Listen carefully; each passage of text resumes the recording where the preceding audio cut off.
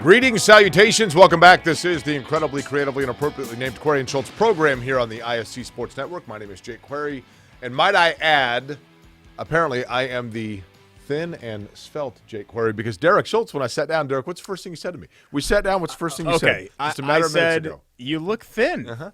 Yeah. I was trying to be nice. Well, I don't. I mean, I'm not. So I appreciate it. I don't know if it's the shirt. I don't know if it's like the sky blue. I just thought I also ate all weekend, so maybe I'm just feeling fat. Well, it was my birthday weekend, as everybody that's watching right now knows. I haven't heard a happy birthday, but what's this week, right? No, it was Saturday. But this is still my immediate birthday vicinity, the week after my birthday. So you can How old tell are you? me happy birthday. 38. Yeah, nobody 38 cares. years young. When you're 40, sure, nobody cares. 38, nobody cares. Well, I was a miracle birth. We've talked about this, that it was a little bit different. Are you going to celebrate my 49th because I was a miracle life? I'm going to shut it down mid-October. Thousands and thousands of people have heart attacks that recover from it. I don't know, by the way, if I may say so. I don't know that it's the shirt makes me look thin, but the blue brings out the blue in my eyes, doesn't it? You know what? I shouldn't have said anything. I'm waiting for them to take the bus shot of just me. They're not doing almost it. Didn't say anything. Two-shot. I'm waiting for. There we go, right there. That was a mistake. In hindsight, can you see the blue in my eyes? Have made a grave mistake. We have a lot to get to today, Derek. It's always good to see you once again. Happy birthday to you. You're 38th, but there's a lot going on. Archie Miller apparently did not want to celebrate your birthday. Yeah, everybody sucks. And so that's what we're gonna discuss today. IU sucks. The Pacers suck. Everyone sucks right now. Okay. Sorry, is that too blunt? It's true. No, the Colts, we don't think so. Purdue is still chugging right along and playing well. I'll tell you who doesn't. Indiana State. Yeah. But Sherrod Clinkscales is still going to hire Micah Shrewsbury away from Purdue, and Greg Lansing's out. Look at you. Is that like inside sources stuff or what? That's a guess. Here's the thing. I don't know that. That's my assumption. And I don't want to get – I always say this. I don't want to get too off track. I say this every show, and then we ultimately end up getting off track. I do want to discuss this a little bit, but if I'm Micah Shrewsbury, I'm waiting around for something better than the ISU job. I love Indiana State. I want to see them succeed. That is arguably the worst job in the Valley, and it's certainly a bottom-tier job because of the budget and everything else. And look, I like the folks at Indiana State. I like Greg Lansing a great deal. So do I. I think he's done a nice job. They're 14-9. They won 18 games a year ago. They had a winning record last year. He's done a nice job. But, look, if you're Greg, for that matter, I'm not certain that you don't say, you know what, an NBA assistant coaching job or a scouting job may be better at this point. ISU, they upgraded their facilities some, but within the Missouri Valley where so many different programs have taken their turn with a 3-year or so window where they're nationally competitive and they're getting in the tournament. You know, we've seen Indiana State has yet to get into that rotation. It doesn't pay as well as a lot of places. I'm in agreement with you. I don't know. Shrewsbury, one would think, is going to have opportunity elsewhere, right? Greg Lansing's going to be just fine. He's still relatively young. I think he could fairly easily make a lateral move to be a head coach somewhere else or take a step back to a lesser program and be a head coach if he wanted to do that. I don't know why he would. Or take a step up and be a lead assistant somewhere else. You know, he was a lead assistant on Steve Alford's staffs at Iowa. So I think there's a great future ahead for Greg Lansing if it doesn't include being in Terre Haute. How about this? Now this is – you want to talk coaching circle, okay, like within the state of Indiana. You ready for this? Are you ready for your mind just to be blown? Sure. Every time you say that, I am underwhelmed. Micah Shrewsbury is an assistant at Purdue. Mm-hmm. He leaves West Lafayette to take the job at Indiana State. Okay? Reportedly, according to you. Yeah. I mean, okay. It's not a done deal yet. Yeah. No, I'm totally spitballing. That, obviously, Greg Lansing's out at Indiana State. Dane Fife leaves Michigan State to become the head coach at Indiana. Greg Lansing leaves Indiana State for East Lansing and replaces Dane Fife at Michigan State.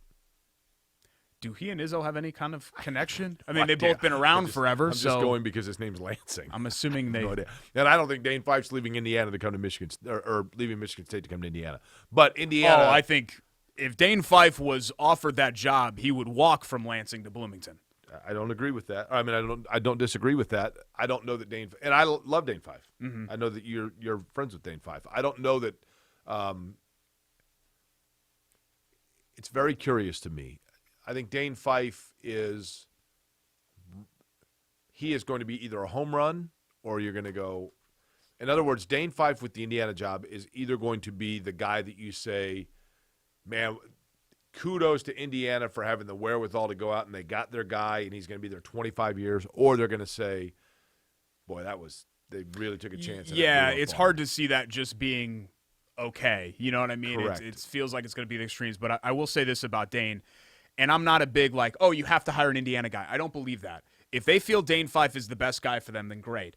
I do think he's ready to be a head coach again, and I'm a little bit biased given that we have a friendship, but I do think that understanding the culture and where the program was when it was last successful, that admittedly would be, I think, an advantage for him over some of these outside hires that Indiana has had in the past. Okay, now, if Indiana had an opening, Dane Fife would be in that mix and in the conversation, I think, almost unquestionably. But, and keep in mind, Dane Fife has a relationship with Scott Dolson that others may not. Would you take Dane Fife over? And I'm going to give you two names. I believe that Chris Beard of Texas Tech would be a candidate Indiana would look at very aggressively. There is some talk or discussion about whether or not Chris Beard's recruiting principles or practices might not be on par with what Indiana 100% wants.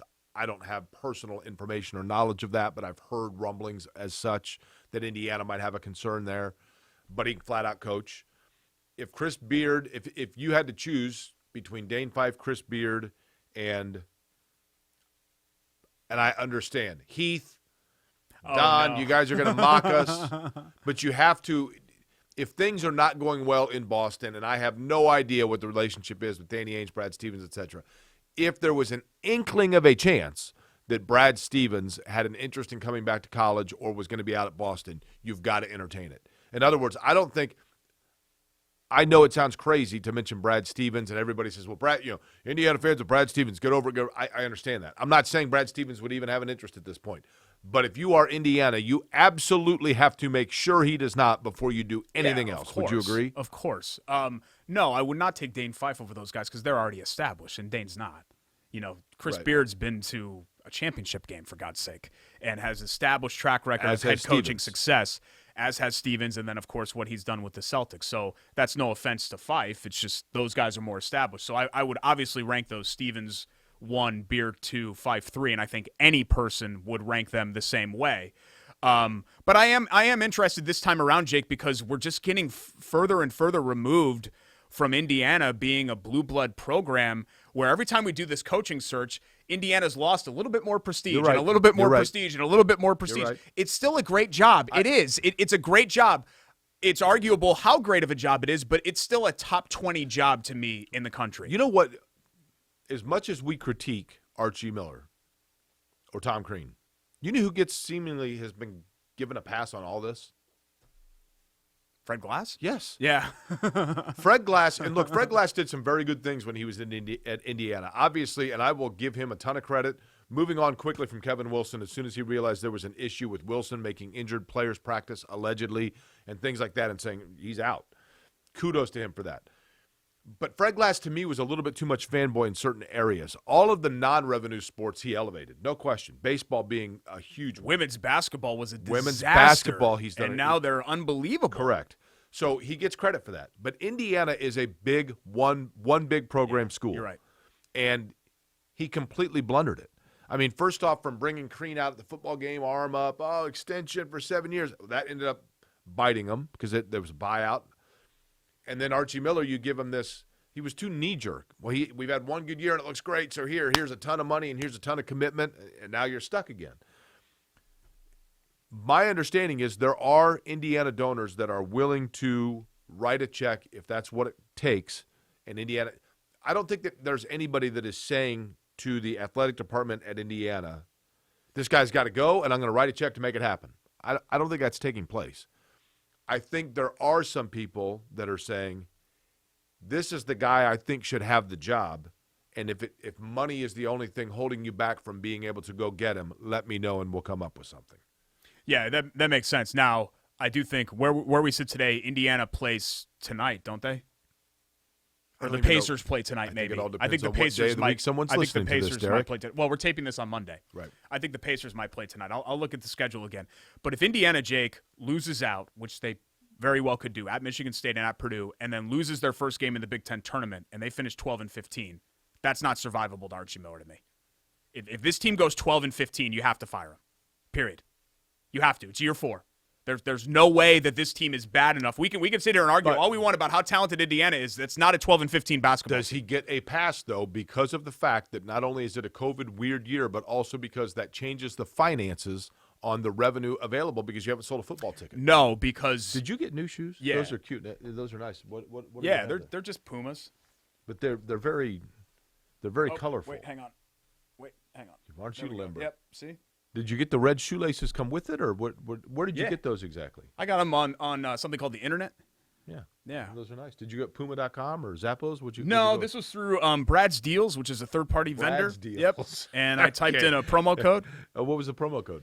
Save 20 Brad. My pal Brad. Yeah, okay. Save 20 Brad, and I ended up getting them Brad for reputable? $20 less. Yeah, I use Brad's Deals a lot. Okay. I got this hoodie through Brad's Deals. Well, I can see why. Yeah, save 15 Brad. So I saved $15 on this hoodie. What's the brand of the hoodie? Oh, I don't know. It's just a hoodie. Yeah, it doesn't matter. It just says hoodie, save $15, Brad's Deals. And then you click on the link, and then you just put it in your cart. Bada bing, bada boom, through my PayPal. And then how does it delivered? Is it Brad? Does Brad have his own flight, his own team? No, I think it's just delivered by like UPS or something like that. Yeah. You did not the postal service, obviously. Might be the postal service. I'm not sure. If it was a postal service, you ordered those when we were still at WNDE. Got to my house, but it took them a while. What were we talking about? I don't know. What else do we have to get to today? We've got a lot of stuff to get to. Okay, which is what? I want to further expand on Indiana. Okay. And the way that they're playing right now in Archie Miller's How would you further future. expand it? But it's very clear borders. You've got the Ohio River, right? No, I'm talking about expand our discussion. Would you expand Indiana if you had to expand Indiana? Would you expand into Michigan? If you had to go one of the borders, would you rather take part of southern Michigan? Would you rather take part of Ohio? Would you rather take that little sliver of Illinois, or would you take Kentucky? It's an obvious answer. You know what the obvious answer is, right? I do not. 100% you take southern Michigan because of the lakes and everything like that. You would never take the western portion of Indiana into Illinois. There's nothing out there. Kentucky's Kentucky, and Ohio's the same thing. Western Ohio. I mean, I guess you got Cincinnati down on the bottom part of the state. Well, are we talking about annexing other cities? There's a town just across. Boy, what town starts with a G in Ohio? Where's the kid that played for the Patriots, Matt Light? Where's he from? I don't know. You went to Purdue. I know. There's a town in Ohio that starts with a G. Where's Matt Light from? Made right loose meat sandwiches, which are mostly Iowa. Made right loose meat sandwiches are spectacular, right? And they're all in Iowa except there's one place in Ohio, Greenville, Ohio, or something. Ohio. I don't know. I know Harrison, which is on 74, is the first town you cross into. What's the town that Vincent Edwards is from? I also don't know that. And Kyle Schwarber's from there, but they're from the Cincinnati area, right? Kyle Schwarber is, yeah. Ryan Kelly is from over there too, but he's from Westchester, I think, where the IKEA is. But Vincent Edwards and Kyle Schwarber played together in high school, right? Oh, they did? Yeah? Oh, wow. Did you not do a show We've with got us? our fact checker, Rakestraw, who's nodding and giving me the thumbs up. Rakestraw knows. Am I the only one around here that does research? Where did Matt Light go to live? Where did he go to elementary school? I have no clue, man. Why in the world would I know that? Why would I know Rakestraw, that? huh? Greenville. Yeah, Greenville, Ohio. Okay, great. What the hell? Vincent Schwarber are from Middleton. Yeah, they're from Middleton. Okay, so they went to high school together. Actually, so you know there's what? a Greenville, Ohio that has made right sandwiches, which is where Matt Light's from. Sure. What the hell are you even doing here? Middleton sounds right. Okay, I'll tell you I what. do remember hearing Middleton, Ohio. You know what I'm going to do? When I need more Vince information, Edwards. I'm just going to go ahead and call Brad. Because apparently not only does he have promo codes, but he's got, at least he might do some research. Just type in the code, info Brad. Tell you everything you want to know It's about like that Middletown, Ohio. Like Cha-Cha. That's right. That lasted a long time, didn't it? That dude was from here, wasn't he? Oh, yeah, Scott Jones. Yeah, he invented voicemail. I've cursed him ever since. So, IU basketball. Indiana basketball still to come. The Pacers are just awful right now. We'll talk about that. Derek wants to talk about the Pacers. What are the Colts going to do next? Okay, now that we're 2 weeks away from free Yep. agency and all of that. Why you're like rushing me? This is We making got me to get to a break, Derek. People are wanting us to move Well, I know, along. but time is no issue here. Wes has nowhere else to be. He gets paid for his time here. It's fine. Okay. I didn't mean that as an insult. Wes, is you a want to great come guy. in here and make an appearance? What the hell? Why not? We already got Rickster on here. He's good. He doesn't he doesn't like sports, so he doesn't want to be part of a sports This show. would be a brutal place to be. This is a great sports show that we do here, and we've got plenty more to get to. Stick around. ISC Sports Network. It's Query and Sure, Schultz. people are thrilled.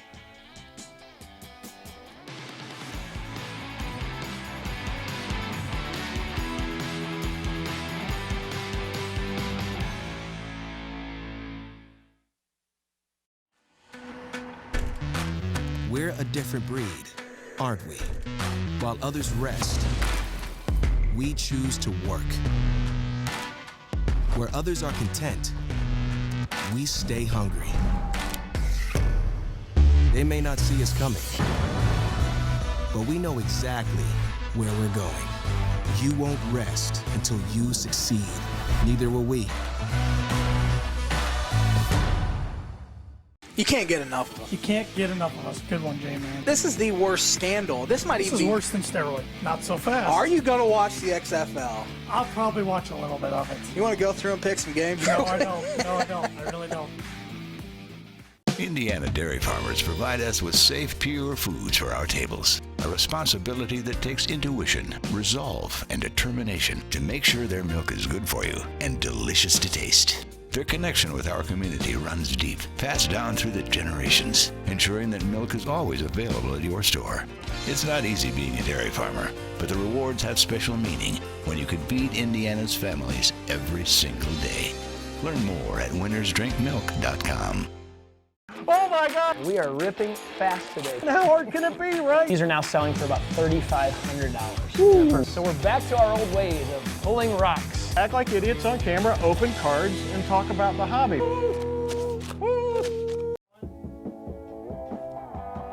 Welcome back. It's Query and Schultz here on the ISC Sports Network alongside Jake Sorry. Query.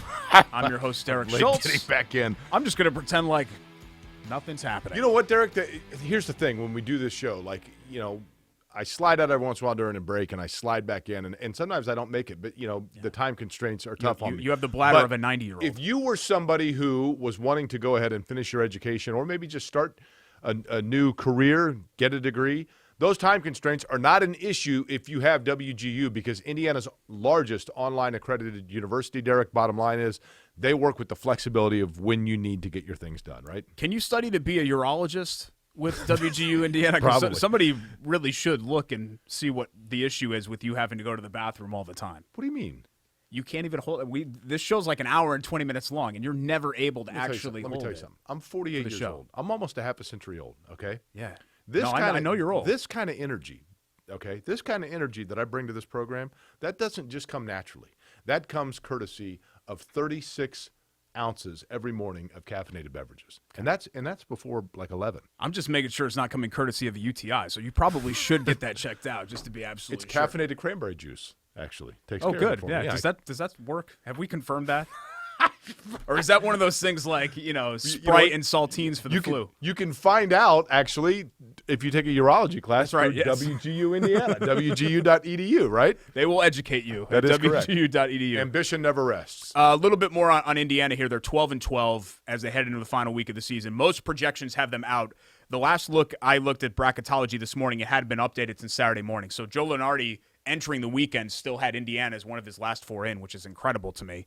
But Ken Pom still loves them. They've got him in the top 40, but the net has plummeted Indiana all the way down to 59. Doesn't it feel like this year in college basketball, you have Gonzaga unbeaten, you have Baylor with one loss, and then you have 146 teams that are all 14-8? Well, I think at this point you've got to put Michigan up on that top Michigan's tier very with good. them. I mean, Michigan, I was really impressed. Indiana is just kind of comatose right now, but they never threatened in that game. Like, Michigan was firmly in control of that for 40 minutes. Indiana, and they've been Derek. unbelievable this year.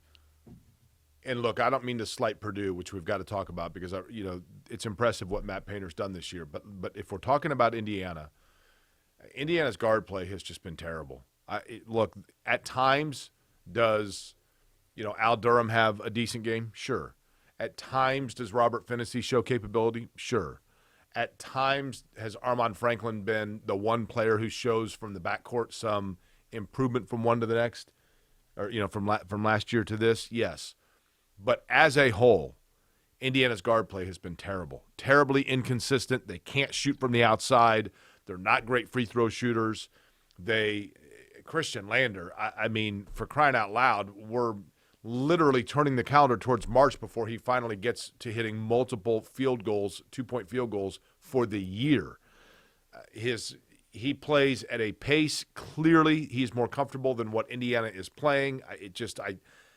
That seems to be a terrible fit. They half the time look like they have no idea what they're doing when Trace Jackson Davis doesn't have the ball. Their backcourt play has just been abysmal. And what for Indiana, to me, has been enigmatic over the last 15 years. They have had teams that are guard-oriented and have good guards. Yogi Ferrell, obviously Romeo Langford was a talented player, despite whether they got anything out of that, without any real inside play. Or they've had great inside play with no guards. Yeah, the Vonleh team, I remember, right. was even though Farrell was on that team, but that really was kind of an issue for them. I think the problem with Durham is that Durham's fine. But if you're relying on Al Durham to be your second best player, you're screwed. Remember Rob Johnson, who played at Indiana? Yeah. Rob Johnson's a nice player. He's a good player. Rob Johnson is a good player when he's your fifth best guy. Correct. When you're asking him to be your second best guy, then you're in for a world of hurt. And I think that's always been the problem with Durham. And he's wildly inconsistent. Sometimes Durham will drop 20, sometimes he'll drop 4 and shoot 2 of 10. But Finney being a total non-factor, you have been really down on Rob is a Finney. big problem. How could you not be? He actually hit 3 baskets and had 7 points against Michigan, and that was like cause for a parade. Like, I'm surprised they didn't take the fish out of Showalter Fountain because I figured that it was going to be like this big celebration. But he's just been Aren't so. they dolphin? He's been are they, bad. Are they fish I or don't know dolphins? what I think they they're are. dolphins. I think they're Showalter fish. Fountains. No, I think they're just fish. they're dolphins, which are actually mammals. No, I think they're just fish. Pretty sure. I was in there after they beat Duke, and I'm pretty sure You they were were in fish. where? In Showalter Fountain. Did you take any of the fish home? I'm not going to confirm or deny that. There were fish in the fountain, and then later that night there were no more fish left in the fountain. Did they arrest anyone? I think they did arrest a couple people that night. Really? Yeah, not me. Did you get tear gassed or tased? No, I got tear gassed after the national championship game, and that was when I was running from something that somebody else did. What was? Somebody threw a rock and hit a street light, and it smashed. Right. And then all I heard was like that, run! And one of them hit right in front of me, and it went right up into my face. It was horrible. Can you do the sound effect again, please? Well, it wasn't like it was actually more of like a like that, and then you hear the cans drop. It was like you're in Fallujah or something. I'm just trying to get to the sample gates. Were you teary-eyed? Oh yeah, it was horrible. I had my head in the sink for the whole night. Honestly, no joke around. Was alcohol a factor in this? It was the time I was young and I wasn't doing anything. I was just in a crowd What year were of you? other people. I was a freshman. So you were thinking to yourself, like, this is going to be the greatest 4 years of my life. Oh, yeah. Indiana made the title run when I was a freshman, and I was a huge, obviously, IU basketball fan, and it was incredible. There were big, massive campus celebrations after the Duke win in the Sweet 16 and the Kent State win in the Elite Eight, after they beat Oklahoma in the Final Four. Yeah. And then the night of the championship game, I actually watched it at Assembly Hall. They put up a big screen. And then we went down on Kirkwood afterwards, it was just a bad scene. People were angry, and That's a long hike it was from rough. Assembly Hall to Kirkwood. Yeah, I don't really remember how we got down there, but I know that we got down there. Now, you thought, and this is what's crazy about it, you probably thought to yourself, like, well, this is going to be great. I mean, every year I'm here, like, March is here, Oh, yeah. tournament runs, deep into it, Final Mike Davis Fours, got an extension, and then that was pretty much the peak, right? it was. Although I mean, the next year they got in. yeah, they had a nice team. They actually started the year really well. They were in the top 10, and then Mike Davis had the famous head slap game against Kentucky Yep, I was there. at Freedom Hall.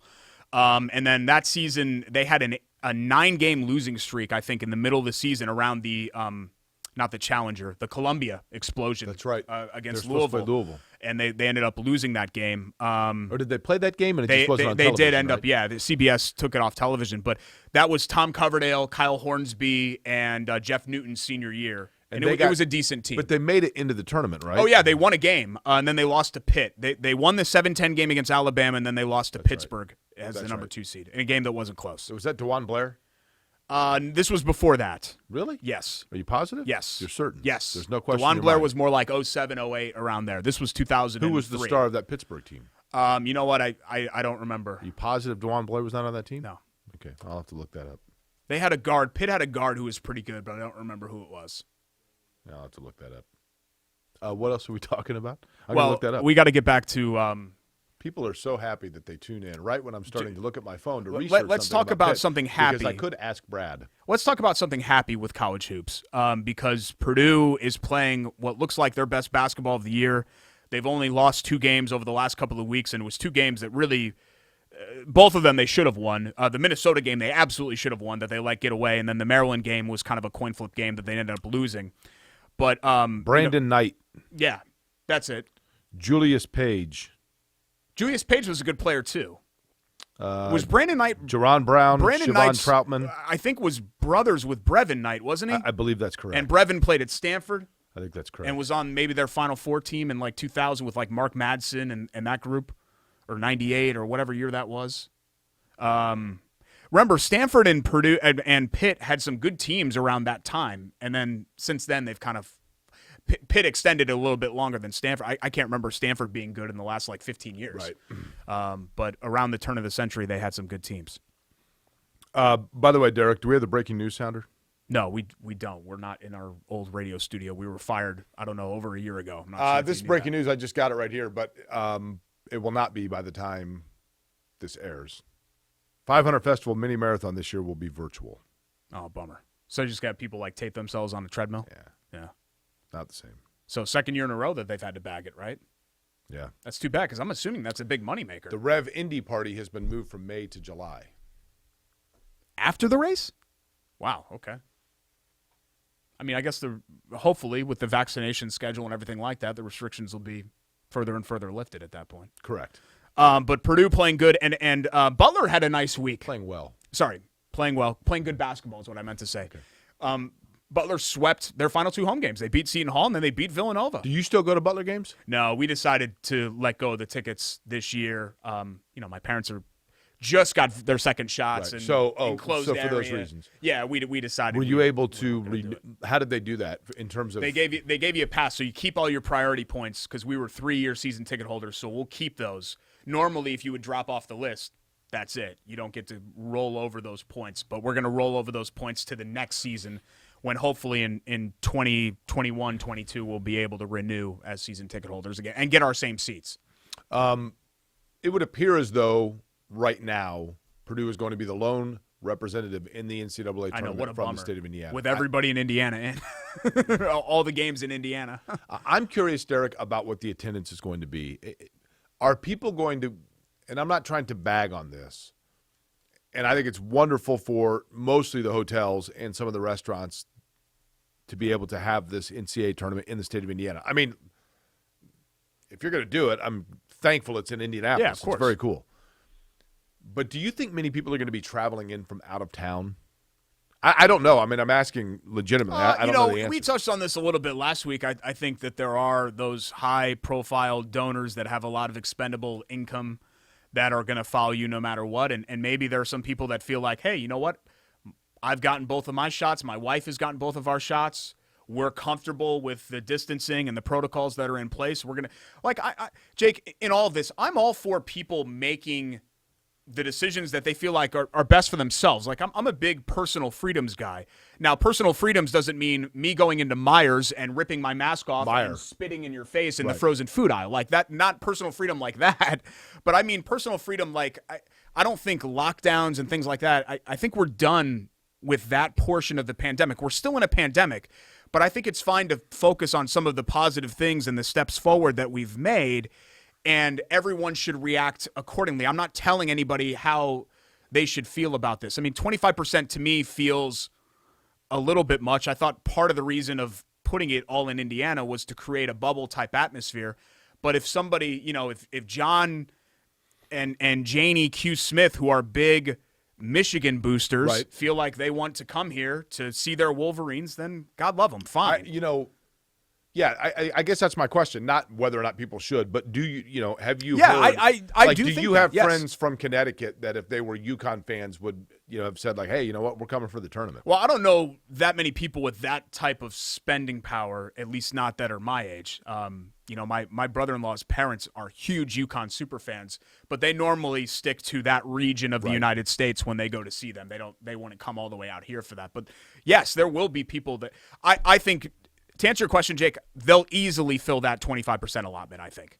I don't know if it'll all be, how much of it will be out of town, but I think people will buy up those tickets. We have a lot more to get to, including our regular segments, correct? Yeah, and the Pacers stink. So we'll talk about how the Pacers wanting stink. to bag on the Pacers. They stink. They stink right now. They're injured. They're down 2 starters, but they stink. I wouldn't say they stink. They're pretty average. Right, the NBA stinks. The East stinks right now. What doesn't stink? I don't, right? No, yeah, you look slim. Mm-hmm. I don't stink. I look good. Question is, do I smell good? I have a natural musk that is very appealing. Trust me, so I'm well aware. I know that I don't stink. But we'll talk about the Pacers and what's going to happen from here for them, because now this is for your natural musk. The conversation is shifting from should the Pacers try for the 4 seed to should the Pacers try for the number 4 pick in the draft. So we'll talk about that as well. It's Corey and Schultz. Continuing here on ISC Sports Network.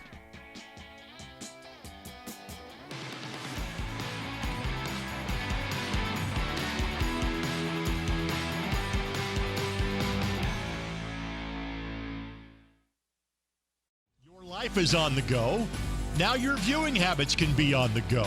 With the ISC Sports Network app, your team is at your fingertips. You can download years' worth of content from the ISC Sports Network library. High school, college, special events, weekly and monthly shows, wherever you find your favorite app. And you can always find out more information at iscsportsnetwork.com. At an Indiana dairy farm, long workdays stretch into more labor after sunset. A newborn calf needs watching. Barn needs cleaning. Tractor needs some handiwork for tomorrow's tasks. Just like in your own home, the day's chores are never done until the family beds down for the night. Dairy farmers and their families share the same dream with all of us, that what we all do is worthwhile. Bringing to market pure, safe, and healthy dairy foods is what they do. From Indiana's dairy families to ours every single day. Learn more at winnersdrinkmilk.com. We are ripping fast today. How hard can it be, right? These are now selling for about $3,500. So we're back to our old ways of pulling rocks. Act like idiots on camera, open cards, and talk about the hobby. You're watching Query and Schultz on the ISC Sports Network. Welcome back. It's Corey and Schultz here on ISC Sports Network. It's March. March 1st is when we're Thank taping goodness. this. Yeah, that is good. It feels weird because it feels like it was just March, right? Yeah. I don't know about you. I feel like last year was so slow, but the last 3 or 4 months have kicked into I would agree with hyperdrive. that. I'm like, whoa. I would agree with that. January and February usually drag, and I feel like we burst right out of there. I know we were in that deep freeze. Speaking of deep freezes, if you're having any furnace problems right now or with AC weather right around the corner, call our friends over at Love Heating and Cooling, love-hvac.com, 317-353-2141. They've been around for over 100 years. Not terrible. 3-generation family business. They put in the HVAC unit in my house, and they service my unit. Actually, that sounds weird to say they service my unit, but you get what I mean. Here's the thing. It's Love Heating and Air Conditioning. You keep saying Love Heating Yeah, and Love Cooling. Heating and Cooling. Air conditioning can also be cooling. But it's right here. It's not like Heating and Air Conditioning. It's Love. Love Heating and Air Conditioning. Now, their last name is actually Love, but they do love heating and air conditioning. They do, See, yeah. and I love them. That's not a play on words. I mean, Chris and And John you love love, them. Phil love. Yeah. It's Love Heating and Air Conditioning. You would think when you see this, well, those are guys that just love heating and air conditioning. They do love it, but their name is actually Love. When I that do something? the commercials or when I, talk about our sponsors, I don't need help. I've been doing this I was on the air for 12 years every day in Indianapolis. I have a 15-plus year media career, multi-talented. I write for Indianapolis Monthly. There are lots of things that I do. I don't know if you feel like you need to butt in and give me assistance, but I do not need any assistance on those. But thanks. Okay. So I appreciate it. Just for future reference, I can do all this. I know how to read. Heating and air conditioning. Yeah, love heating and Right. cooling. They love it. Mm-hmm. They love heating. They love also cooling, bring us they love air each and conditioning. every week our Love That Play. By the way, Love Heating and Air Conditioning, love-hvac.com. They were also a proud sponsor of the 1985-86 Red Sox of Allisonville Little League. And guess who was a pitcher for that team? Not very good, but I was a pitcher. But nonetheless, as Derek had mentioned, they are committed to customer service, great quality of products. 353-2141 is their telephone number. That's 317-353-2141. Thank you. 41. Thank you for enhancing Now, that read with your that junior part. high school baseball team. So thanks. As actually, Because that's late what people fifth grade really moving wanted into- to hear from.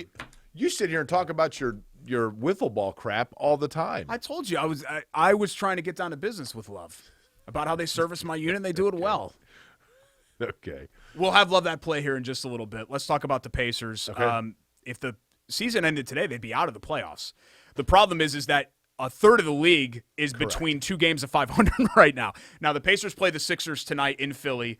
I'm just going to assume that they're going to lose that game. So as you're watching this, I don't know what that result is. There is no player in the NBA that gives the Pacers more of a matchup fit than Joel Embiid.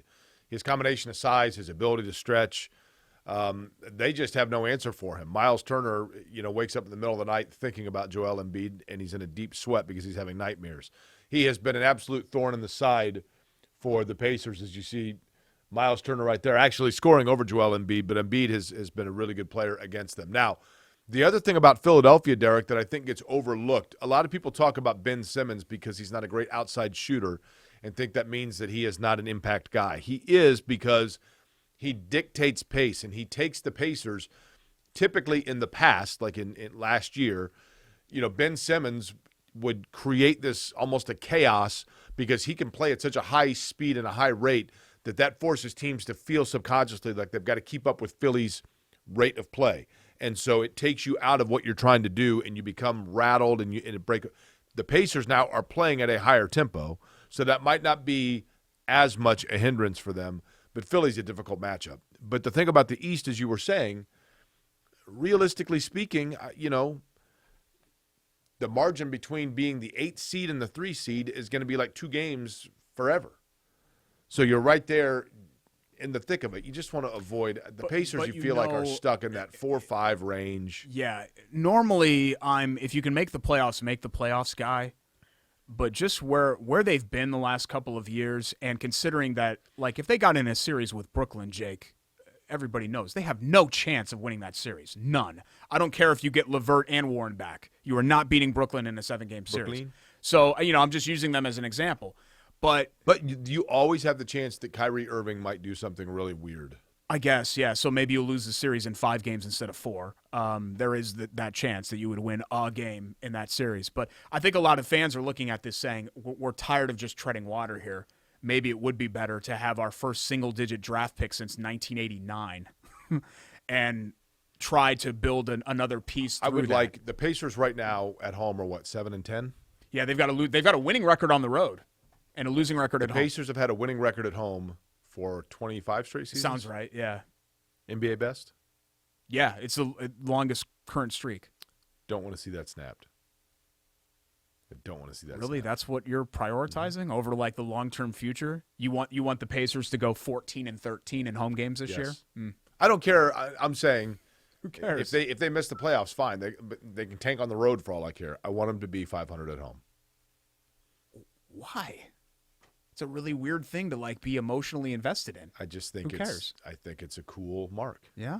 I think it's a cool record. So you're coming to the table in this discussion about Pacers, and I don't want to even bring up tanking because of course the Pacers aren't going to tank. I think most people are impressed I even knew that. But you care about this like ridiculous home like I said, streak. I want them to have a winning record at home. Okay. Yeah. I have no idea why anyone would care about something like that. It's very, very strange to me. I don't know why. Is it because it dates back to MSA and you love MSA? Yeah, I mean, it's just cool. It's just a cool record. I mean, maybe I have no idea why you care about baseball cards. Well, I don't really care about them anymore. There was a time in my life where I don't cared know about why them you when care I was about 12. starting. What are they called? Starting lineup figurines? Yeah. Why do you care about that? Well, it's a nostalgia thing for Okay. sure. Well, I mean, then there you go. I'm not bringing that as an argument into our program, though. I'm not bringing it as an argument. I just simply said I'd like to see them continue that record. I think it's a cool record. See, I'd like the Pacers to just personally, I would like them to get in the lottery.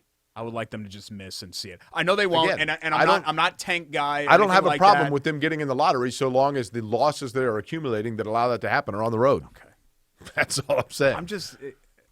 I don't know how to react to that because You don't buy lottery tickets, do you? No, my dad still does all the time. Every time I ride in the car with him, I see him. They're always in the visor. He's got the Hoosier lottery. Wait a minute, tickets. he's not. Your dad's not lottery ticket at window guy, right? That, Oh, like, yeah. has. Hold on. Yep. Hold on. Oh, yeah. The pump isn't Yes. working, so you got to go in the gas station. You're going to get a Yes. Coke while you're getting gas, and and Lottery, your dad's got the lottery sleeve. ticket guy. Does he have the sleeve? He has a little pencil, and they do. Yes. What does he have? Does he have the? Not lying. Okay, now I need 4 number 17s, a number 9. Well, he's not a scratch-off guy. So Okay. he likes playing the straight, pick your numbers, 5-number lotto tickets. does he at least? guy. Is he not this guy? Because this guy also is annoying. I've got 46 tickets here, and I think one of them's a winner. Can you scan all of them? Yeah, it's. I'll just annoying. stand and wait. You know, if you would just buy those energy drinks in bulk instead of going into a gas No station more energy 5 drinks. times per day. Last energy drink, October 22nd, Okay. 11:30 in the morning. You know that had nothing to do with your heart attack. I though. know. Okay. I'm not taking any told you chances. So we'll see what happens here with the Pacers, but there's just not this season to me, Jake, is just kind of a lost season because you dealt Oladipo. We don't know if LeVert's going to play. Even if he does, he's going to be like Paul George, right, from the last games after he broke his leg, Right. where it's going to take him some time, and at that point the season's going to be almost done. Ditto for TJ Warren. I just feel like the best path here for the Pacers really would be to bottom out. I know they're not going to consciously do that, but if it happens, I'm not going to be sad. You know what I mean? If the Pacers continue to lose and fall into the lottery, I'm not going to be upset about The it. thing that worries 'Cause me, I think it's the best thing for them going forward. the thing that worries me for them going forward is simply this, and that is their 2 best players undoubtedly have been Domas Sabonis and Malcolm Brogdon, right? Mm-hmm. Those guys have logged big time minutes, and Brogdon has shown, at time he has shown in the past that he can slow down as the year goes on. No knock on him at all. That's a lot of minutes he's logging. That would be my concern, is that the numbers we've seen for the first half of the year with Sabonis, who, by the way, congratulations on now being an all-star after Durant is sitting out. But Sabonis and Brogdon, I don't know.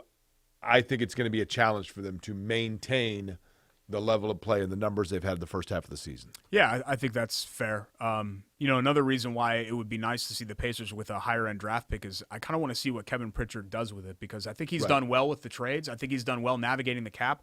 One thing Kevin Pritchard has not done well so far is the draft history has just not been good. Obviously, the Leaf pick is one, but Goga Batadze just looks... Is Leaf in the league? No. I think we looked this up on the show a couple of weeks ago. Did anybody sign him? Glenn Robinson III is now a free agent. Oh, he is? Yeah. Yeah? I thought he was with somebody. He was with Sacramento. He was released last week. Oh, okay. I didn't know that. I mean, GR3 has at least been consistently on an He NBA has. roster. I'm going to look up Aaron TJ Holiday's Leaf. been okay. I mean, that's been Aaron Holiday's been about what you expected him to be. Right. For where he was picked, right? Speaking of, we can Goga? transition to get to love that play. I mean, Goga, whatever. I'm a little underwhelmed, to be totally honest with you, but he's still so young that I don't want to write him off.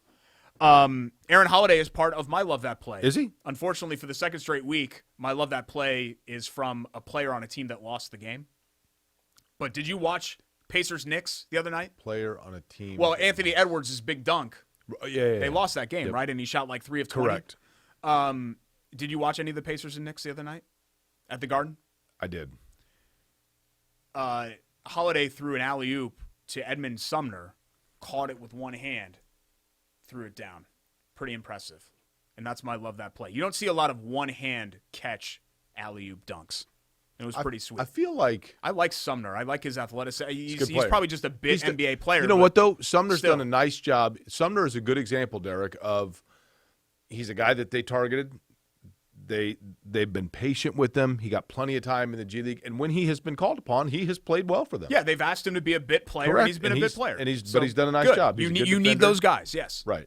So that's your love that play? Yes. Mine is going to be, and I don't even know the guy's name. What about the guy who's the guy at Hinkle against Butler? Sorry I didn't know Vince Edwards and Matt Light's hometown. Yeah, but you don't Greenville, even- Ohio. Who doesn't know that? It's where Made Right Yeah. sandwiches are from. The guy in the Butler game at Hinkle running down the floor of the Oh, that trip slid and on then his back? slid I on actually his have to look back. that up, too, Looked 'cause like I a don't know human who that was. bowling pin. Do we have that? Can we Let me look that up. Can we do that in post? Can we throw it in? My neighbor John Dedman, who is the SID at Butler, he's my neighbor in Midtown. It's unbelievable. Tweeted about it, and it's incredible. I've never seen somebody slide that far on their back. It's like he was on a sheet of ice. Totally. Jermaine Samuels, Jermaine Samuels. Of Villanova. Did Jermaine, does he have that sweaty a back? I'm not real keen on the fact that he might have a sweaty back. But for those that have not seen it, and I don't know if we can throw it in or not. I'm putting everybody on the spot here. He slides from the Bulldog's ear at half court all the way to the stanchion of the basket. Yes, like he was running and he fell down. Yeah. Fell on his ground, and just his body inertia, he slides all the way across. He looked like a human bowling pin. It looks fake when you watch the video. Do you remember when the internet first was exploding in the late 90s? There was a game that went around that was popular with the elf bowling. No. Santa's bowling, and instead of pins, it's little elves. No, I they don't. mock Santa, and then Santa bowls and knocks him over. And the elves go flying. That's kind of what he looked like. He looked like one of the flying elves. I have no idea what you're talking about. So Okay. I used to play a game in the early internet days on my calculator at school. Those TI-83s, where you'd be a drug dealer. So you'd sell like Quaaludes. And, You were how old? Yeah, I was 17. And you were selling Quaaludes? Yeah, on a like calculator? during class, like you'd be like you'd try to turn yourself into a drug pin. So you'd set the market. So you'd list all the drug prices, and then you'd have to kind of keep everybody in line, and you did it all from your calculator. But you also could do bowling. That's what I thought of when you said bowling. I'm trying to think of what the game was called, but it was fairly revolutionary. The drug dealing game? Yeah, TI-83 calculator. People that are – this is a very niche audience, but people that were born between 1980 and 1985 probably know what I'm talking about. TI-83. Is that a Texas Instrument calculator? Yeah. Okay. Hence the TI. Drug Wars. The highly addictive calculator game made for teens. Drug Wars is a turn-based strategy computer game in which the player assumes the role of a drug dealer engaged in arbitrage. Is it still around, do you think? The object of the game is to bet it deal was the most canceled, drugs to right? pay off the loan shark. In 1999, Jason Roberts released a version for the TI-83 calculator called Drug Wars 2. So I actually played the second version. Yeah. This is a great game. I'm sure it was, yeah. Okay. Yeah. Well, it kind of spoke to me too, because where I was in the suburbs of southwestern Connecticut, you know what I mean. We did have some problems every once in a while with okay with the streets. The mean streets of Trumbull, Connecticut. We did have that. Yeah. What sort of things were you peddling? Astro Pops? Had a lot of problems. Got some Pop Rock candy? Yeah, I mean, every once in a while there'd be a solicitor, and the police would have to be called. And why don't we get back to stuff? You don't want to loiter in Trumbull. Trust me. Why don't we get back to stuff that actually is of nutritional value, like, for example, milk from the American Dairy Association of Indiana? We got to get to that, right? Winners of the week. We got to get to Buy It or Bull Bleep coming up a little bit later on. Also, what the Colts are going to do as the next step. We spent so much time on the quarterback. You look unusually relaxed today. I am, yeah. I'm just kind of feeling, kind of lazy today. I don't know what the deal is. Not lazy, comfortable. I mean, I'm at work. This is my report to work day, so I can't be lazy. I've actually got a ton of stuff to do, but I just felt like being comfortable. What do you have to do? All kinds of stuff. Did you get here early? Full-time job stuff. You wouldn't know. Did you get here early? That is correct. Did you get here early and get yourself a bag of hot cup of Schultz? Oh, we can throw out a mention to Jeff. I tweeted about it. Woodwarblercoffee.com? Yeah, woodwarblercoffee.com. Had one of his loans, had some trouble with that, getting approval. So kind of needed an Somebody emergency. backed out at the last minute. Yeah, needed an emergency cash infusion. So I got a hot sack of Schultz, and a lot of course, our listeners rallied around, and his normal customers with Wood Warbler coffee rallied around him. So he had a really good weekend, which is great. Because you want to support Jeff and local coffee, woodwarblercoffee.com. WARBLER, Wood Warbler Coffee, local product, Noblesville, bird-friendly, and small business. Also, a sad passing of a guy that you and I both really enjoyed talking to over the years that I want to touch on before we exit stage left on the show. Next. So plenty still to get to. Stick around on ISC Sports Network. It's Corey and Schultz.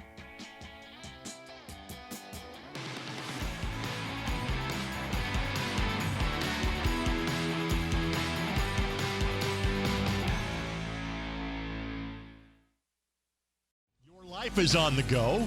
Now your viewing habits can be on the go. With the ISC Sports Network app, your team is at your fingertips. You can download years' worth of content from the ISC Sports Network library. High school, college, special events, weekly and monthly shows, wherever you find your favorite app. And you can always find out more information at iscsportsnetwork.com. At an Indiana dairy farm, long workdays stretch into more labor after sunset. A newborn calf needs watching. Barn needs cleaning. Tractor needs some handiwork for tomorrow's tasks. Just like in your own home, the day's chores are never done until the family beds down for the night. Dairy farmers and their families share the same dream with all of us, that what we all do is worthwhile. Bringing to market pure, safe, and healthy dairy foods is what they do, from Indiana's dairy families to ours every single day. Learn more at winnersdrinkmilk.com. We're a different breed, aren't we? While others rest, we choose to work. Where others are content, we stay hungry. They may not see us coming, but we know exactly where we're going. You won't rest until you succeed. Neither will we.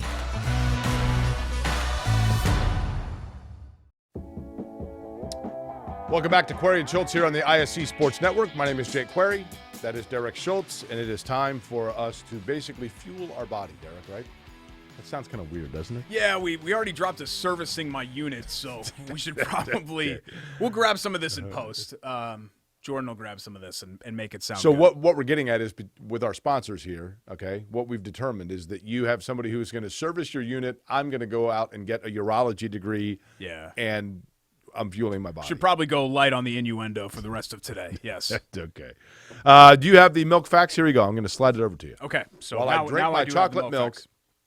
Now this is for chocolate milk, which Right the here. thin Jake Query has in his hand.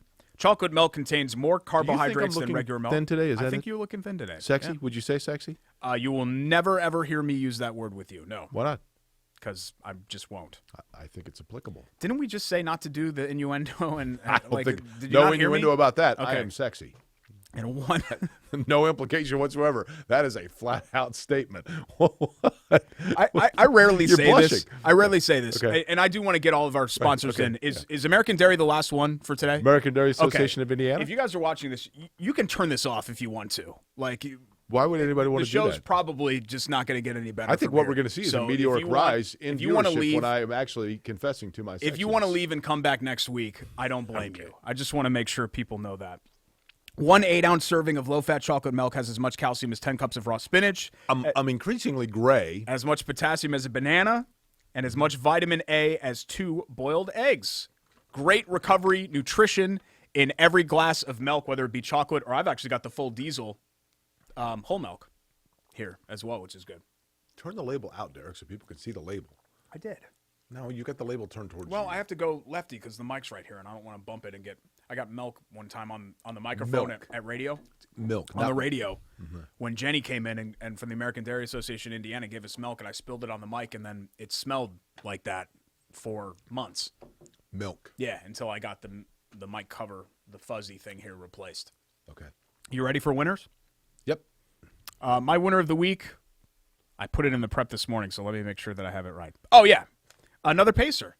Domantas Sabonis ended up making the All-Star game. Now, he made it by default because Kevin Durant, it's an injury replacement for Durant, who I think has a hamstring, right? But Sabonis makes his second All-Star game as a Pacer, and that's kind of rarefied air for this franchise. Do you know how many Pacers have made multiple All-Star games as Let me Pacers? guess. Can I guess? Yeah, it's a short list. I mean, there are a couple of obvious ones at the top, but Reggie Miller. yes, 5. Dale Davis. No. How many are there? There are 5 total. Reggie made- Miller made 5 All-Star games that have made 2 or more. Jermaine O'Neal. Yes, most ever for a Pacer, 6 Really? in their NBA history. Okay. Ron Artest. No, just 1. Fairly recent. Paul George. Yes, Paul George made 4, and now the last 2. I'll give you this hint. Both made 2. Sabonis.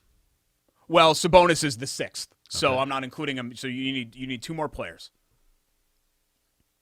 One of them's obvious. Oladipo? Recent. Yeah, Oladipo made it in I wouldn't back-to-back have years. guessed that. Okay, so I'm missing one. He made it 17-18 and then 18-19 before he blew his So quad. I'm missing one. If you had to guess, what was I doing with my life at the time this player was an All-Star? You were hosting a radio show with your best friend. Roy Hibbert. Yeah. Roy Hibbert made 2 All-Star games. Who Kind was my of best by friend? default. Me. You and I were hosting That's Corey and okay. Schultz when Roy Hibbert made 2 All-Star games. You know, I have like 50 best friends. Because George McGinnis made multiple All-Star games, but he did so in his NBA. Right. I think he was with the Nuggets, and wasn't he with the Sixers for a minute? He was. I think well, he made went an to the All-Star finals game as a Sixer. I think he made an All-Star game as a Sixer as well. George Is only as a Pacer. Yeah, George McGinnis was a Nugget that ended up back with Indiana when the Nuggets were in pursuit of Alex English, who was a young player for Indiana, and they sent an aging George McGinnis to the Pacers for Alex English back, and the guy that was the spearhead of that move was Donnie Walsh, who then ended up in Indiana. Alex English, who was kind of like, this may be a bad comparison, almost like the Damian Lillard of the 80s, right? Where Correct. he just scored a bunch of points. He did. He played on some good teams, but I think the Nuggets made the conference finals in like He 87 he was a volume scorer, man. 86 or 87. He was like Bradley Beal. But not really known. I think the difference is that Lillard has all these high-profile, like, game-winning shots, and I don't remember any of those great moments from Alex English. I just remember that he, like, averaged 28 points a game every year. My winners drink milk, by the way, winner of the week for the American Dairy Association of Indiana. Derek, I'm going to kind of parlay or spin it into something that you had mentioned. When I was a kid growing up in Indianapolis, and there were great broadcasters in Indianapolis for me to listen to as an aspiring radio guy. And it's funny, I did North Central High School. I did basketball play-by-play with Adam Alexander. We were the two guys, and we would alternate quarters, color, and play-by-play. And I was a big IU fan, and Adam was a huge Purdue fan. And if you listen to the tapes of our old broadcasts, I was emulating Don Fisher, and Adam was emulating Larry Clisby. And I was not a Purdue fan. I was a huge IU fan growing up, which meant by default I did not like Purdue. But I loved listening to Purdue on the radio because Larry Clisby had such a unique delivery and was such a character within the Lafayette market.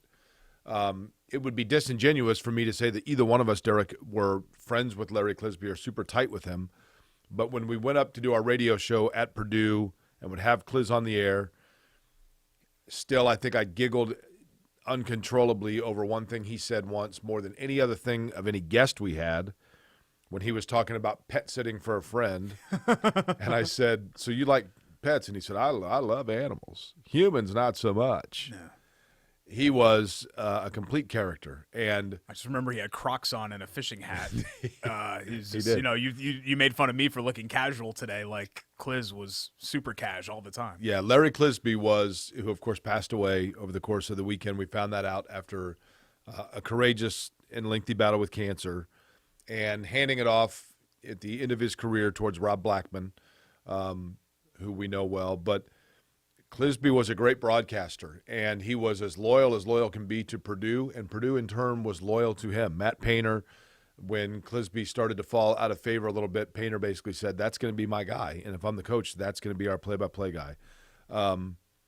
He was an absolute gem in broadcasting and for the world of sports, and will be missed immeasurably by the Purdue family and sports fans, but broadcasting in general, I think.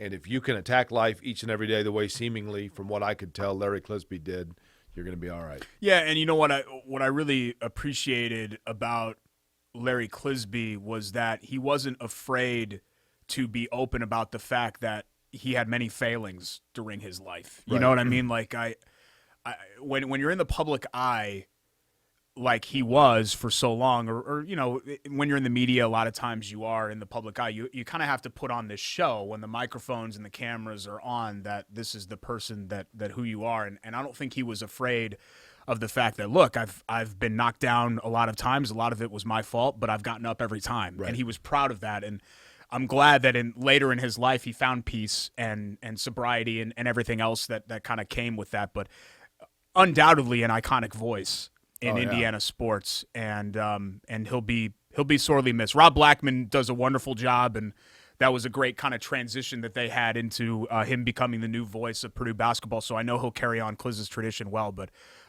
he was a character and one of the most unique people I've ever met in my life. So I would say if you were going to toast Cliz, you would simply have to say, and I'm doing this, there is only one person that can truly do it, but bullseye, right? That's what you'd say to Larry Clisby. There you go.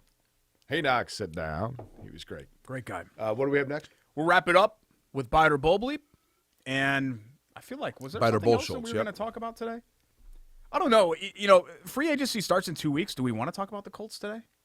Colts free agency needs very simple. They're going to have to explore, left tackle, whether or not they think that that's somebody they're going to get through free agency. They could use some pass rush, and in addition to that, maybe a receiver or two. Anything else you want to add? Well, we're supposed to usually carry those segments for about 15 or 20 minutes, so it's got to be a little bit more than that. I just get worn out with it. I'm kind of worn out. I'm going to pass, and I'm sorry, I gave it to Rake and for Jordan for our show rundown. I gave him Colts stuff, and I think I'm just going to pass on the Colts today. We got plenty of time to talk about the Colts. Yeah, I would agree. Okay, so bite or bull bleep, no Colts. All right. And there is something else that I want to mention when we wrap up. Is it my sexiness? No, it is not. It is not that. It's Query and Schultz. Hopefully you've already tuned out. ISC Sports Network.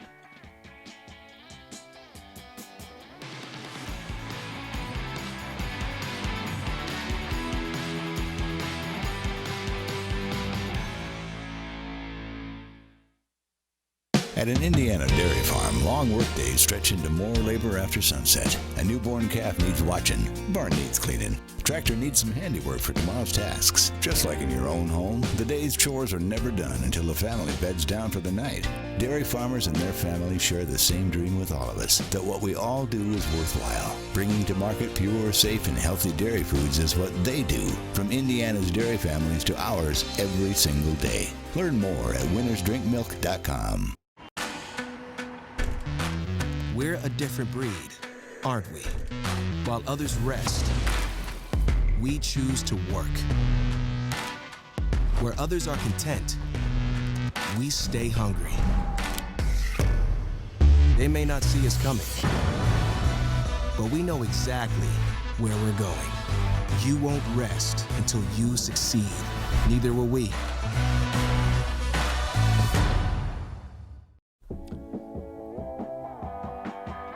Bite or Bull Schultz is one of the lamest segments in the history of this program, but Derek came up with it, so we do it each and every week to appease him, and it's very simple. What segments have you come up with? Huh? What segments have you come up with? Oh, tons. You kidding me? They're all terrible. We don't do any of them on Q&S. Now, this latest reincarnation of the show. I think I was...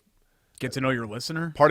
Get to know your listener was huge. Well, we don't do that anymore, though. People loved it, though. Kids loved it. We had meetings about that, and the kids loved it. Party man Nick would call in almost exclusively to talk to me. He never asked for you. Yeah, but that's not a segment that you came up with. You can't take credit for Nick. God rest his soul. Nick is the best. Yeah. You're trying to take credit for that? You can't take credit for that. Party man Nick was the absolute best. You can't take credit for Nick. Bite or Bull Schultz is very simple. Derek comes up with a statement, and then I basically say whether I buy it or I think it's Bull Schultz, and he does the same. I don't know if you saw this news yesterday, but Victor Oladipo turned down a 2-year deal from the Rockets. Bite or bull bleep. 2-year, $45.2 million First statement, deal. Victor Oladipo will get what he wants on the open market. I actually buy that, Derek. I think what you're seeing here is, and look, I know it's easy to pick on Victor Oladipo, and he makes it easy to do so. But what you're seeing with Victor Oladipo is he knows he may not get. So 2-year, $45.2. That is what, 22.6 a year, right? Sure. So 22.6, will he get that number in a long-term deal at the end of the season? I don't know about that, but he's going to get more years, and that's what he wants is more years. So he would rather have, say, a 4 or 5 year commitment from a team, and maybe it's 4-year, $90 million. But maybe the annual might be pretty close, but you're getting more years on it, and it's guaranteed, so you're getting a bigger number. So I think in the end, because it's the years, not the money, that he's most concerned with, yes, he will get what he wants. It's apparently a very thin guard market. Like me. Okay. I shouldn't have said anything. It's a very thin guard market in free agency. So somebody you would think is going to come in and pay him. But then again, post-COVID and all of that, Jake, free agency in all sports. We don't know. It might be a little bit compromised there. I think Oladipo will get around what he wants. I don't know if he's going to get a max deal, but he already got this far. So that 2-year deal, I think Houston must have known deep down there's no way he's going to accept this. I think Houston gives him that deal just to say that they offered him that deal, right? They must have known that he's not going to take a 2-year deal. Right. You just take, I don't know, maybe they're taking a Hail Mary shot or something like that. And that doesn't mean that he's not going to re-sign in Houston, because Houston still has his bird rights and they can sign him to the most money. Did you see what Houston did over the weekend? They've lost like 12 straight games, right? They're terrible. They lost by 49 points to, I believe it was Memphis. 49. Wow. That's hard to do in an NBA game. Did you look up their three-point shooting? No. Look up the box score right now. Memphis Grizzlies, Houston Rockets. I believe it was Sunday. And I want you to read out loud what their three-point shooting was. And matter of fact, don't even get to the totals yet. Just go to three-point shooting, and I want you to read off the player and what they went from the floor. All right. Okay. Here we go. Grizzlies hand Rockets 11 straight loss, 133 to 84. Go to the box score and don't go to the bottom yet. Okay. But go to the line where it says three-point shooting. Yep, I see it. Name the player and what they went. All right. PJ Tucker 0 for 1 Okay. from 3. So he only missed one. Okay. House missed 6, all 6 of his. Okay. Wall missed all 0 for 5 6? of his. Yep. John Wall was 0 for 5. Okay. EJ, Eric Gordon Gordon. missed all 5 of his. 0 for 5. Okay. Tate missed his shot. Okay. 0 for 1. Brown was – oh, wait, hold on. I got to make sure I'm not confusing it with the actual – well, hold on. I'm making sure I'm not confusing it with free throw shooting. Why do I routinely because I bled over ask there. you to look up something that I know? It's all right here. Sterling Brown was 1 of 8. All he took was threes. I loved him. And he This only Is Us. made He's wonderful. 1 of those 8. Okay. Ben McLemore. Okay, yeah. Former Remember Kansas him? Jayhawk, yeah. 0 of 7. He was Okay. 2 of 10 from the field, but he was 0 of 7. Man, this is really bad. Mason Jones missed both of his. 0 for 2, okay. And there are a bunch of others on here. So what 4 for 45, which is 8.9%. 4 of 45 from three-point range. 8.9%. Yeah, that is not good, brother. Wow. That's incredible. You know, Villanova missed 25 of 27 against Butler. Did they really? Yeah, they were 2 for 27. Reggie Miller scored 8 points in 8.9 seconds, right? Yeah. They were 8.9%. Not good. Okay. Well, I don't know. I think we're reaching a little bit with that one. I think people are, again, mesmerized and I'll say completely in awe of my bite or numerical bowl bleep. recall. I don't think so. I'll say bite or I'll say bowl bleep for that Oladipo one because I don't think he's going to get the People have forgotten max what we were deal, talking about. But I do think that he's going to make what's a lot next? of dough. IU has to move on from Archie Miller regardless of how this season finishes. Bite or bowl bleep.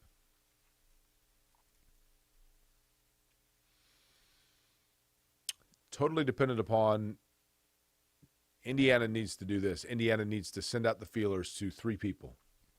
Brad Stevens, Chris Beard, Dane Fife. See, I don't even think you need to send, and this isn't like inside info, I don't even think you need to send out a feeler on Fife. If you offered that job to Fife, he'd take it. It'd be a dream come true for him to come back to Indiana and be their head coach. That's probably right. Yeah. He was a little peeved when he didn't get a phone call the first time around.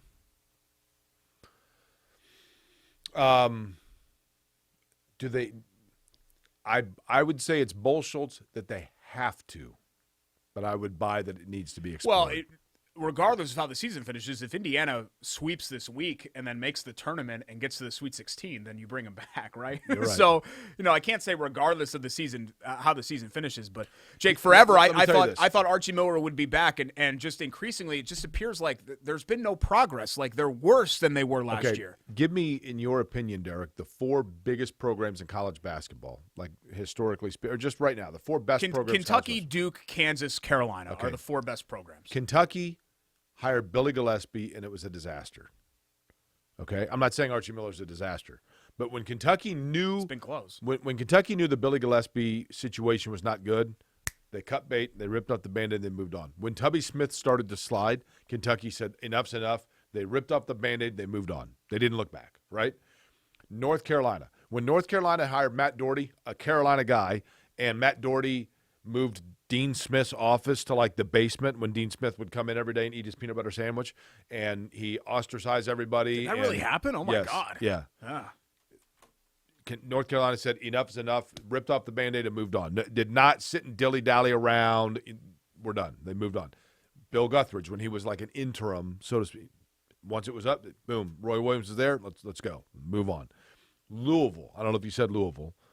They're a top 10 program, yeah. When Louisville had the Patino fiasco and then Padgett comes in and Padgett has decent success as a 1-year interim, they didn't say, well, he had a good year, so we got to give him a chance. No, you know what? Hey, you were what you were. Boom, ripped up and moved on, right?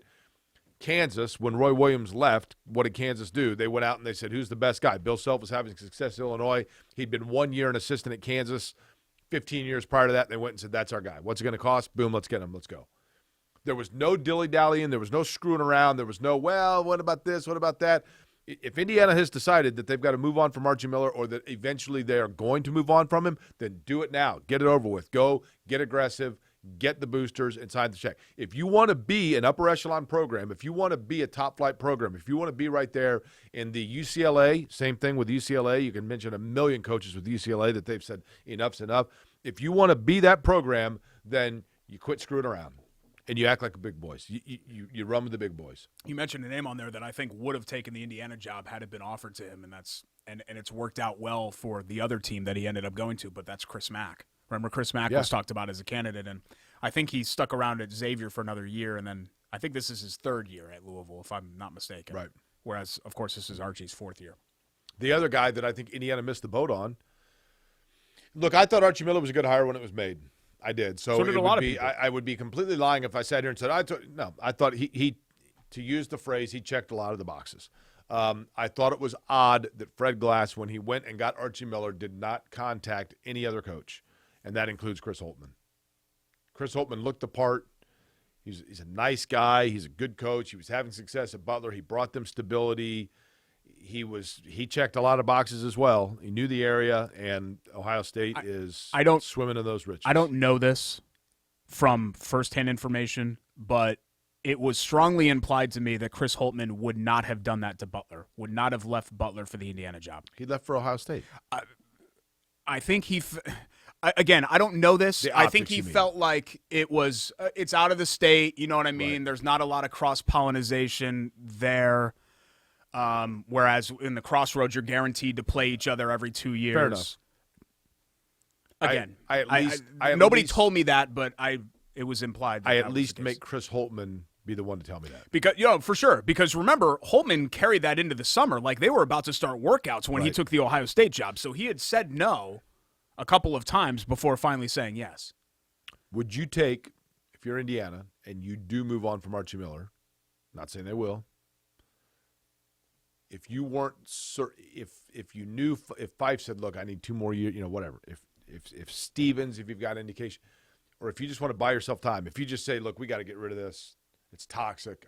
I don't think it is, but if you feel that way, would you temporarily, on an interim, with everyone knowing that's exactly what it was, give John Beilein or Thad Matta a 2 to 3 year key to run things and get it on stable, fertile ground before you find the guy? Has that ever happened before? Like, that'd be fairly unprecedented, right? To bring somebody in as like a firm 2-year rental to leave it for somebody else. Because still, how do you recruit? Like, if I'm Beilein and I take a 2-year deal with Indiana, I know I'm only going to be there for 2 years. How do I recruit? Right. Because kids know, chances are I'm not going to, if I play for you at all, I'm going to play for you for 1 year. Right. I think that'd be awful difficult to do. So, no. If they went the Louisville route where you had an interim coach, they kind of did that with Davis, right? But they were thrust into that situation because it was already the fall of the 2000 season.